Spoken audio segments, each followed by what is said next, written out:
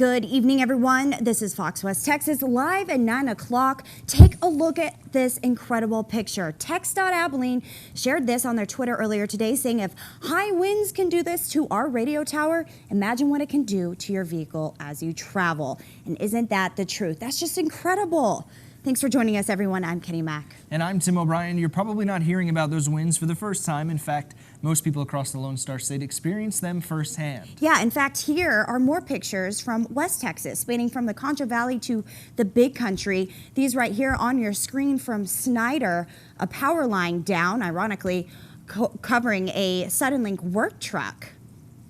These pictures are just fascinating to me, how quickly that storm came through. Here's a picture of a wall completely caved in on a building in Zephyr, you got it. Nailed it. And then there's this, a picture of a porta potty in the middle of Executive Drive in San Angelo this morning. A lot of surprises this morning for many people across the Lone Star State, really. Take a look at this photo here from storm spotter David Eaton. You could see a funnel cloud 6 to 10 miles northwest of Pecos. It was actually a tornadic warned system, and the National Weather Service is going to survey the damage. We also got a photo of a possible damage from this weather at the building here at the Pecos Airport. Wow, yeah, just so much. Ripped right through. Right, and our Ricky Cody was busy all day yesterday and all night last night, much like many of our Fox family, and they worked hard to keep you up to date and on those storms and to keep you safe as well. So tonight we're lucky to have our Monica Coleman filling in for Ricky this evening. Monica, it was a beautiful day, a little windy, but the sun was out. Are those storms completely over with?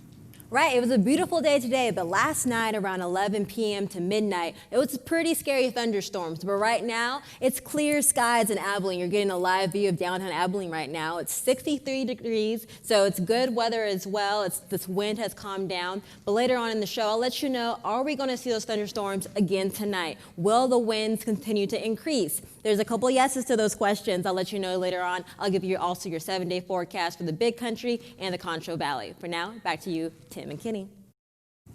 Thank you, Monica. No matter where you live in the Lone Star State or even across the country, chances are you're used to those big air raid sirens going off to warn you about severe weather. Yeah, kind of creepy sounds, right? They were created back in the 1950s during the Cold War as a warning for nuclear attacks, and then over time is when they started using them for tornadoes. But basically, officials are realizing that those historic sirens should basically just be left in history. Right, and a couple years ago, they realized sirens were becoming outdated and very expensive, nearly impossible to replace. Today, we had the chance to speak with Chief Dunn, the fire chief here in San Angelo, about the new alert system called IPAWS, Integrated Public Alert Warning System. It's become a big topic of conversation in the community ever since it was implemented.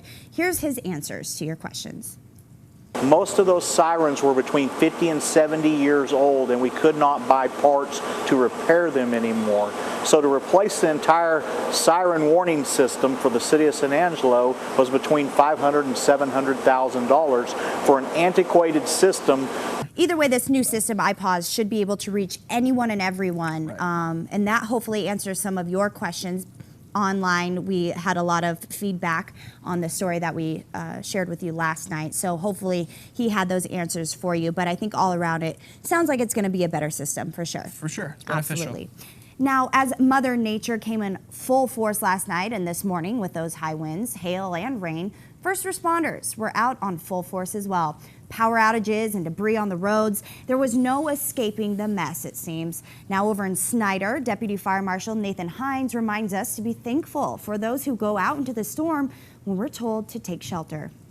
I want to thank the Scurry County Sheriff's Office, dispatch, the Scurry County Road Crews, the Fire Department, PD, TxDOT, Calvary Baptist here for opening up the Life Center for a warming center.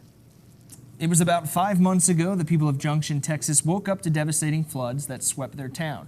Those who were awake when the floods hit. Right. Last night, many of those same people woke up early this morning to what some are saying sounded like a train coming through. And ironically, that was the same sound they heard in October as well. But here's the mess that they're cleaning up today. It sounded like a huge crashing sound. I remember hearing a ripping sound and then a real big crash. The Stevensons say they all woke up at 3 in the morning when the storm rolled in. It sounded like it was starting from like down the street, and I was already kind of awake because of the other wind,